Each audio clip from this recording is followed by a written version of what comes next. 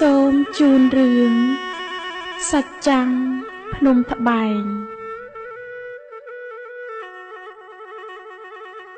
ភ្នំត្បែងជាភ្នំមួយមានសភាពដូចជាភ្នំដទៃឯទៀត